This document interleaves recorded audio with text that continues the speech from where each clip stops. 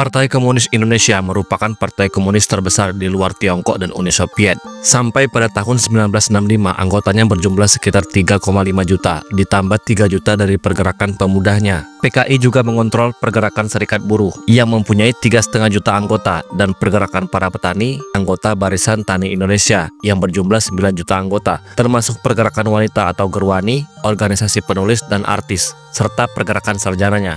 Total PKI mempunyai lebih dari 20 juta anggota dan pendukung. Pada bulan Juni 1959 parlemen dibubarkan, kemudian Soekarno menetapkan konstitusi di bawah dekret presiden, sekali lagi dengan dukungan penuh dari PKI. Ia memperkuat tangan angkatan bersenjata dengan mengangkat para jenderal militer ke posisi-posisi penting. Soekarno menjalankan sistem demokrasi terpimpin. PKI menyambut demokrasi terpimpin Soekarno dengan hangat dan anggapan bahwa dia mempunyai mandat untuk persekutuan konsepsi, yaitu antara nasionalis, agama, dan komunis, atau yang disebut Nasakom.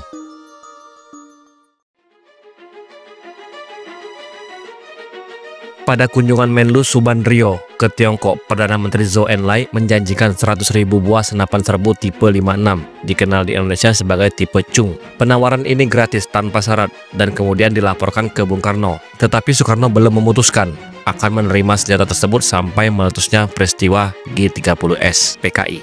Karena tawaran Perdana Menteri Zhou Enlai, PKI menyarankan kepada Soekarno agar membentuk angkatan kelima yang berdiri sendiri terlepas dari ABRI. Akan tetapi petinggi Angkatan Darat tidak setuju, dan hal ini menimbulkan rasa saling curiga-mencurigai antara militer dan PKI. Dari tahun 1963 kepemimpinan PKI makin lama makin berusaha memprovokasi bentrokan-bentrokan antara aktivis massanya dengan polisi dan militer.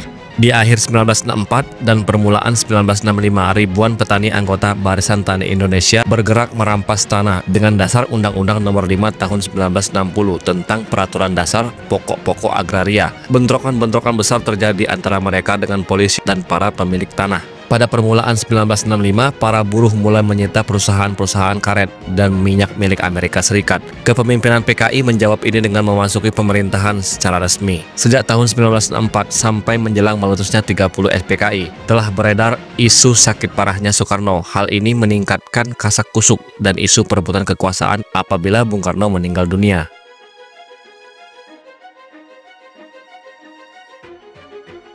Pada saat-saat yang genting, sekitar bulan September 1965, muncul isu adanya Dewan Jenderal yang mengungkapkan adanya beberapa petinggi Angkatan Darat yang tidak puas terhadap Soekarno dan berniat untuk menggulingkannya.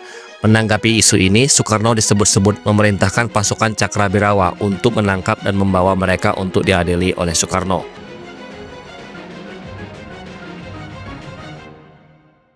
Namun yang tidak diduga-duga adalah operasi penangkapan jenderal-jenderal tersebut.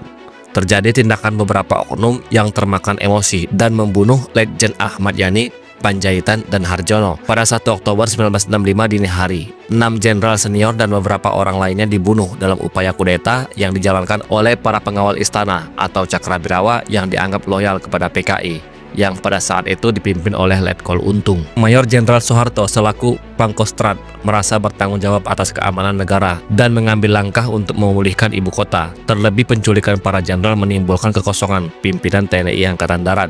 Sesuai prosedur, Soeharto mengambil alih kepemimpinan Angkatan Darat untuk sementara waktu karena Jenderal Ahmad Yani selaku Mang Pangat atau Menteri Panglima Angkatan Darat belum diketahui keberadaannya. Mayor Jenderal Soeharto lantas memimpin operasi penumpasan G30S dan segera mengumpulkan unsur-unsur Kostrad pada 1 Oktober 1965. Pada 3 Oktober 1965, RPKAD atau Kopassus pada masa sekarang, pimpinan Sarwo Edi telah berhasil sepenuhnya menguasai keadaan di Jakarta yang menandai akhir dari pemberontakan G30S di ibu kota. Namun pertanyaannya, bagaimana jika dalam kudeta 30 September 1965 yang dilakukan Partai Komunis Indonesia itu berhasil? Dewan Jenderal ditangkap dan dieksekusi PKI. PKI berhasil menguasai sarana informasi, Radio Republik Indonesia, dan menyebarkan propaganda ke seluruh negeri. Dan Soeharto berhasil ditangkap dengan cepat sehingga tidak bisa mengkonsolidasi kekuatan Angkatan Darat. Fokus pembahasan kita adalah seperti apa gambaran Indonesia sekarang jika kita mengambil peristiwa alternatif saat pemberontakan PKI dan PKI berhasil menguasai Indonesia dan menjalankan pemerintahan dengan ideologi komunisnya. Pada 30 September 1965, PKI menculik Dewan Jenderal dan mengeksekusinya. Kemudian pasukan Cakrawirawa berhasil menguasai istana dan merebut RRI. Untuk mencegah perlawanan dari Angkatan Darat, PKI kemudian menangkap Soeharto dan loyalisnya sehingga perlawanan cepat akan berhenti.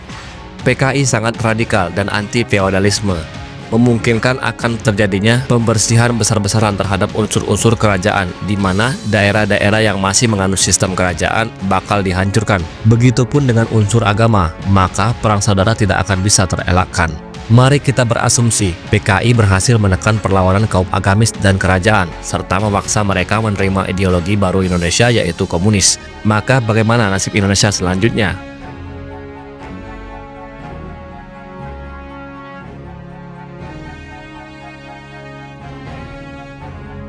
Meskipun membela PKI, ada kemungkinan Soekarno akan ditendang dari istana saat PKI berhasil menguasai Indonesia. Aidit adalah orang yang paling memungkinkan untuk menjadi presiden selanjutnya. Politik luar negeri Indonesia yang sebelumnya non-blok serta bebas dan aktif akan berubah 180 derajat menjadi condong ke blok timur, di mana Indonesia akan menjadi kekuatan baru di Asia mendampingi China dengan ideologi komunisnya. Pada tahun 1965 juga bertepatan dengan terjadinya Perang Vietnam. Memungkinkan Indonesia akan mengirim puluhan ribu sukarelawan ke Vietnam untuk berperang bersama Vietcong melawan Amerika dan sekutunya. Terus bagaimana dampak jangka panjang pada ekonomi, politik, sosial masyarakat di Indonesia dengan ideologi komunisnya?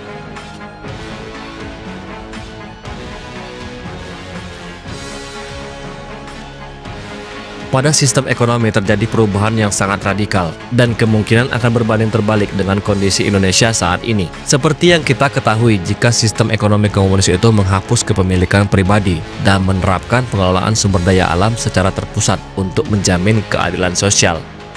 Dengan kayanya sumber daya alam Indonesia, maka negara akan mengelola sumber daya alam baik secara mandiri maupun dengan bantuan investor dan tidak mengizinkan pribadi atau perorangan menguasai sumber daya tertentu. Tentu hal ini akan sangat membatasi ruang gerak oligarki. Ada kemungkinan Indonesia akan menjadi raksasa ekonomi berdampingan dengan Cina di Asia dan menjadi negara makmur berkat sumber daya alam sama halnya dengan negara-negara Timur Tengah dengan minyaknya. Dalam dunia politik luar negeri, tentu Indonesia akan menjadi musuh Amerika dan sekutunya dari negara-negara blok barat. Indonesia mungkin akan menerima banyak sanksi, mulai dari tidak bisa menjual sumber daya alam hingga intervensi militer mungkin dilakukan. Namun jika Indonesia di bawah ideologi komunis mampu berdiplomasi dengan Amerika, maka bukan tidak mungkin jika Indonesia akan seperti Vietnam yang bisa tetap berteman dengan negara-negara barat meski berideologi komunis.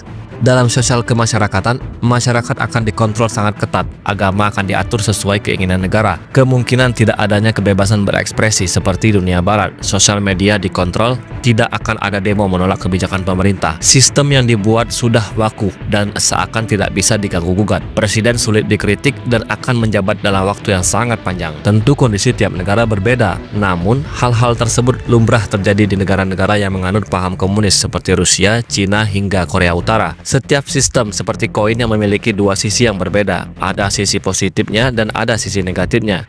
Kita tidak pernah tahu apa yang akan terjadi dengan Indonesia jika PKI berhasil dengan kudetanya. Namun konten ini mencoba memberikan perspektif yang berbeda jika Indonesia menganut ideologi komunis.